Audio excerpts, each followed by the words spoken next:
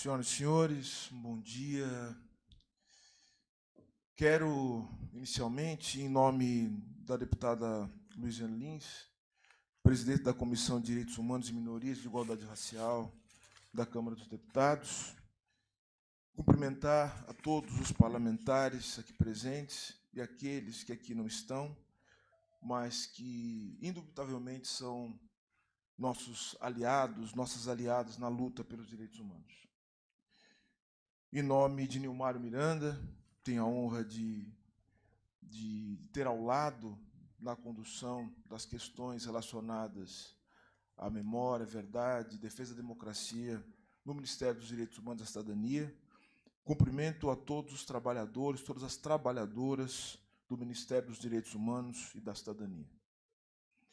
Em nome de Enea Almeida e de Ana Maria de Almeida, cumprimento a Comissão de Anistia. Muito obrigado. Em nome de André Carneiro Leão, saúdo o Conselho Nacional de Direitos Humanos. E, finalmente, em nome de Paulo Abrão, quero estender meus cumprimentos ao movimento de memória e verdade nesse país. Senhoras e senhores, alguém já se esqueceu de tudo isso? Tudo ficará por isso mesmo? Essas palavras que agora leio, um dia foram proferidas pelo professor Luiz Roberto Salinas Fortes, em seu livro O Retrato Calado. Todas as vezes que eu leio essas palavras e que as ouço, sinto como se a minha alma fosse apunhalada.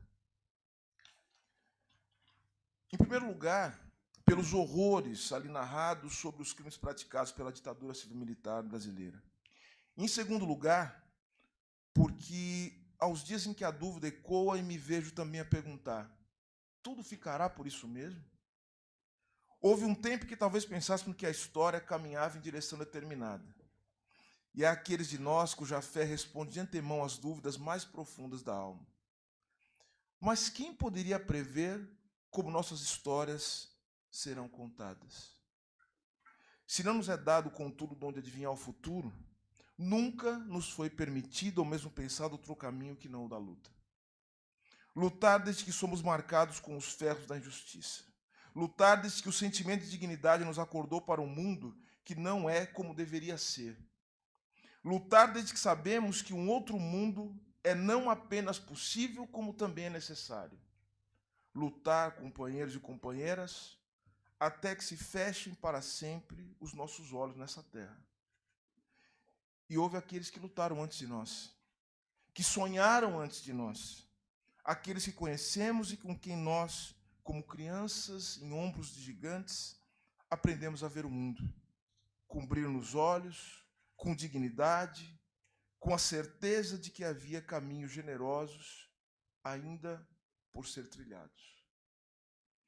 São as nossas memórias e lutas presentes, por mais que não tenhamos o dom da vidência, que nos permitem afirmar, não ficará por isso mesmo. Não me esqueceremos. Peço aqui licença para citar Júlio César Estracera, promotor argentino. Precisamos fundar uma paz baseada não no esquecimento, mas na memória, não na violência, mas na justiça. Essa é a nossa oportunidade e talvez seja a última. É só pela devida memória do passado que podemos olhar verdadeiramente para o futuro. Senhoras e senhores, temos compromisso com esse país, com a justiça e com o futuro da nação brasileira. Cortem uma de nossas flores que retornaremos como primavera. Como dizia a música de Paulo César Pinheiro, você corta um verso, eu escrevo outro. Você me prende vivo, eu escapo morto. De repente, olha eu de novo. E o que nos faz renascer são as injustiças praticadas pelos poderosos dessa terra, pelos príncipes desse mundo.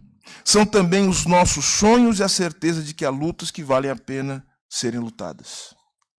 Estamos aqui hoje justamente para marcar um novo momento da história das nossas lutas por justiça, por respeito à Constituição Federal, às leis deste país e aos tratados internacionais dos quais o Brasil é signatário, mas, sobretudo, por respeito às vítimas dos crimes praticados pelo Estado brasileiro.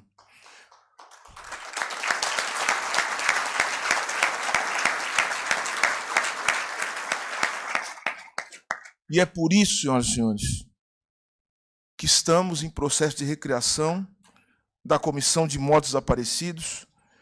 É por isso, senhoras e senhores, que recompusemos a Comissão de Anistia, a fim de que se inicie uma nova fase nesse país, de restauração da memória, da verdade e da justiça.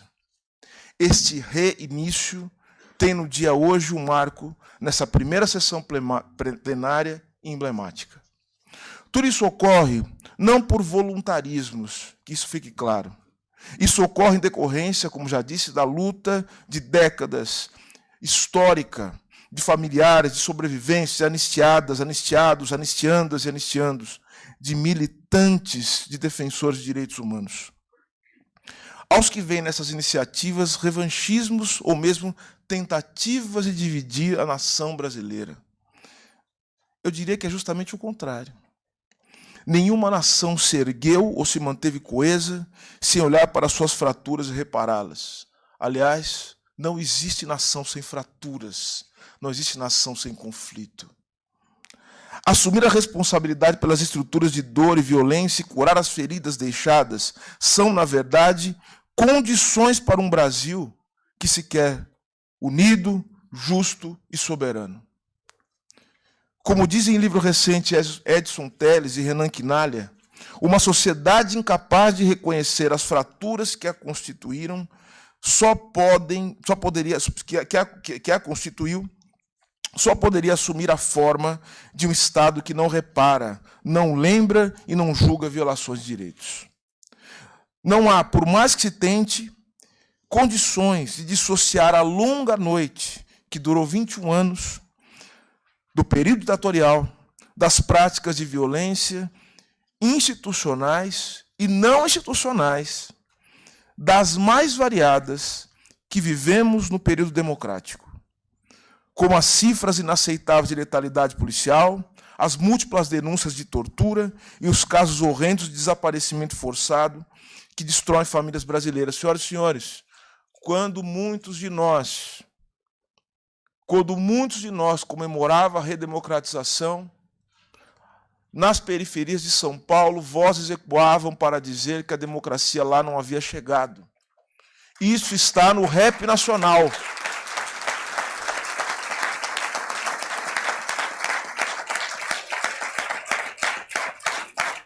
Pelo menos desde 1988, os Racionais MC têm dito isso para nós e outros têm dito isso para nós.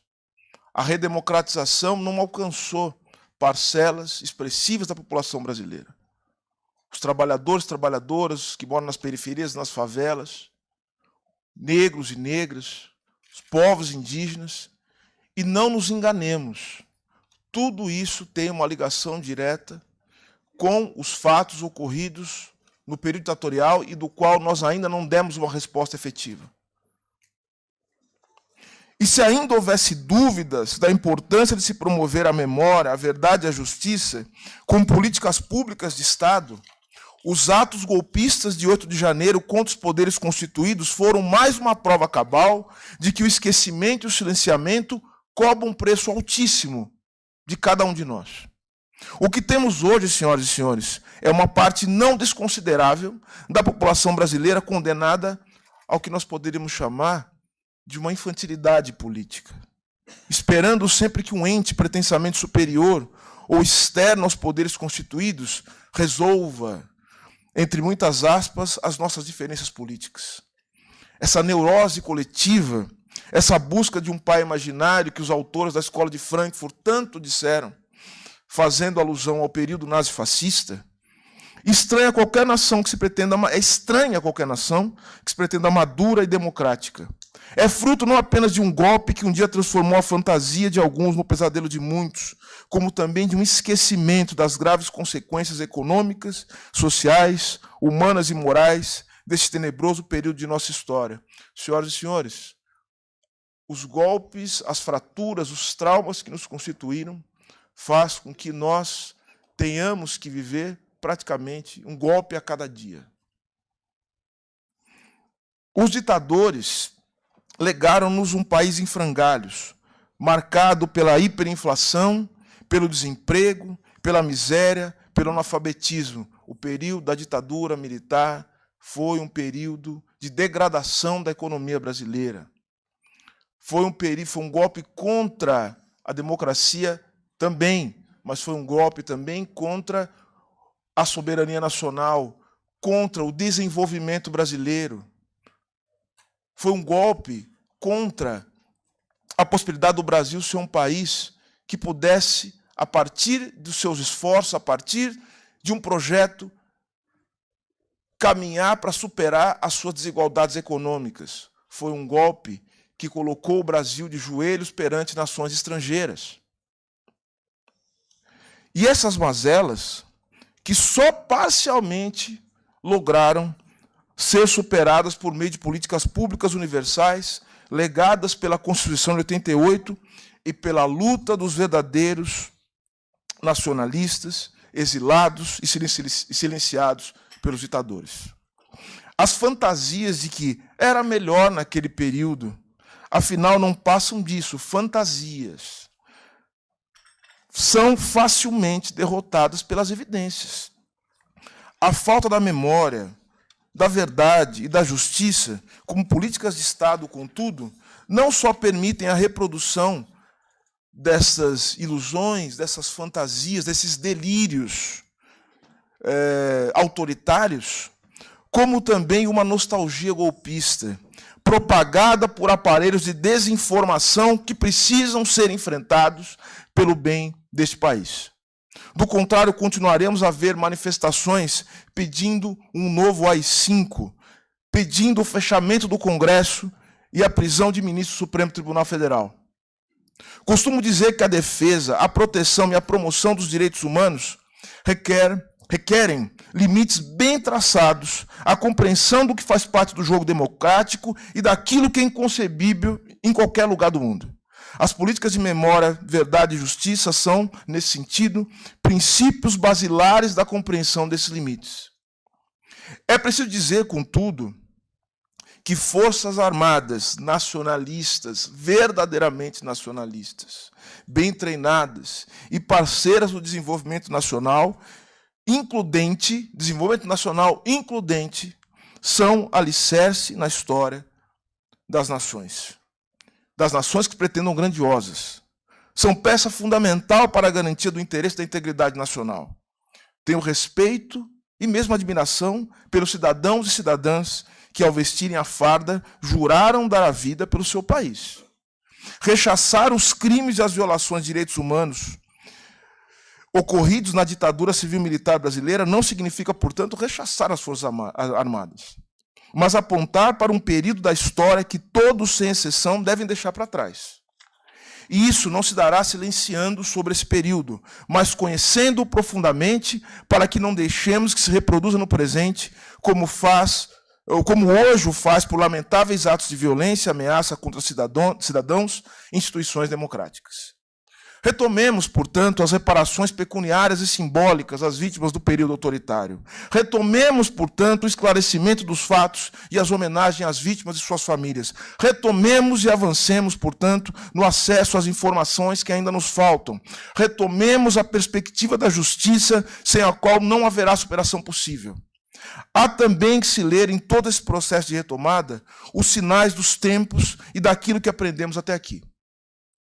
É preciso que se compreenda que o Estado que hoje, em parte e temporariamente ocupamos, não é e jamais será protagonista das lutas que hoje nos trazem aqui. Falo isso como ministro de Estado. Protagonistas são as vítimas, suas famílias, os movimentos sociais e todos aqueles e aquelas que, de seus espaços, de suas realidades, se organizam para manter viva a memória, a verdade e a luta por justiça. Em segundo lugar, é preciso que se olhe mais atentamente para as violações de direitos humanos durante a ditadura militar contra as pessoas negras, LGBTQIA+, mulheres, camponeses e povos indígenas.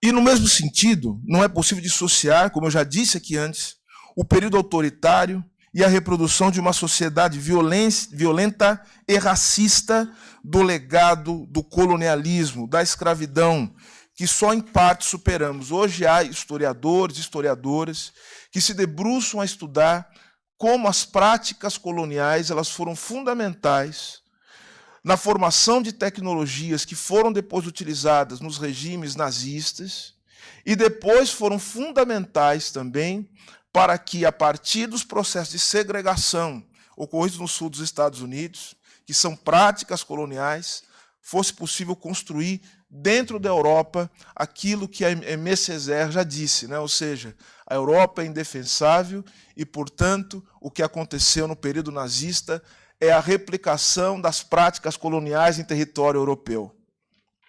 E, portanto, senhoras e senhores, o tráfico e a escravidão forneceram as tecnologias de controle social ao autoritarismo da ditadura. Então, quando nós falamos de racismo na sua dimensão estrutural, nós temos também que relacionar com o que nós estamos falando aqui hoje, que são as práticas, as tecnologias usadas para a tortura, que floresceram, ganharam dimensão estatal, burocrática, nas ditaduras na América Latina, mas que hoje tomaram conta de todo o aparato repressivo das polícias e das instituições de Estado na América Latina.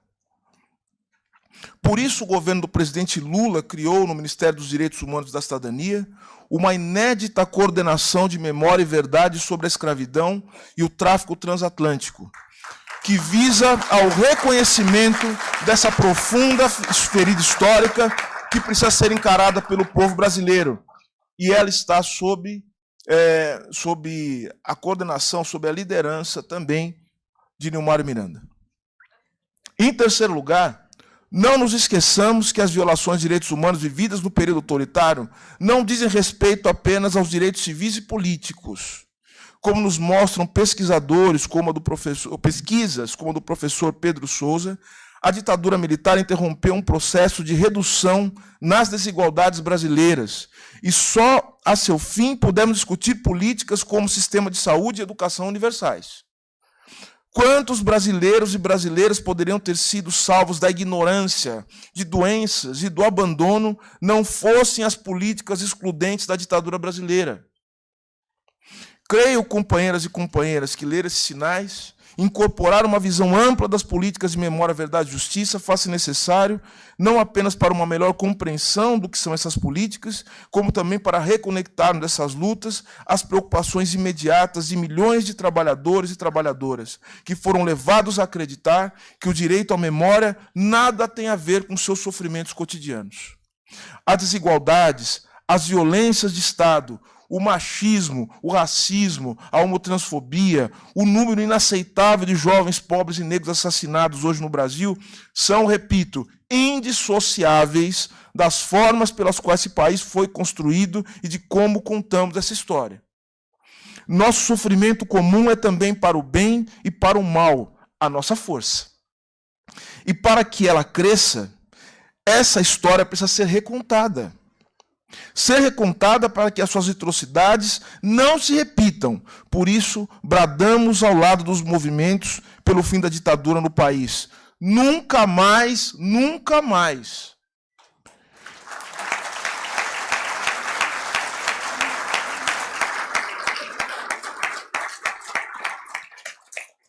Ao recontar essa história, prezados e prezadas, é preciso presentificar aqueles que deram seus melhores anos por esse país, as famílias que foram destroçadas pela violência de Estado, e todos aqueles e aquelas que não baixaram a cabeça para os tiranos que os oprimiam.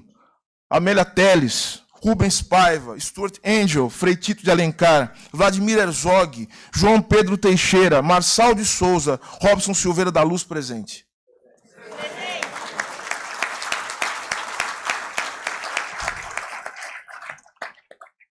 A memória viva em brasa e fogo desses brasileiros e de tantos outros dão-me a certeza de que, como João Bosco e Aldir Blanc disseram, abro aspas, essa dor assim pungente não há de ser inutilmente. A esperança equilibrista sabe que o show de todo artista tem que continuar. Memória restaurada, democracia viva. E finalizo com um pedido para que em uma única voz possamos entoar a frase: nunca mais. Repitam comigo, senhoras e senhores. Nunca mais. Muito obrigado a todos e todas. Muito obrigado. Obrigado. Nunca mais. Obrigado. Nunca mais. Nunca mais.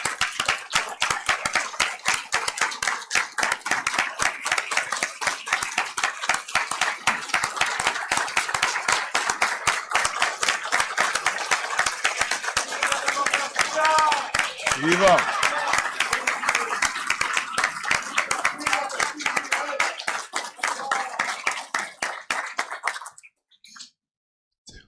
Agora o ato formal. É com muita alegria, portanto, e honra, que na condição de ministro de Estado da Cidadania, dos Direitos Humanos e da Cidadania, instalo a primeira sessão plenária da Comissão de Anistia do ano 2023. Um ótimo trabalho para todos e todas. Muito obrigado.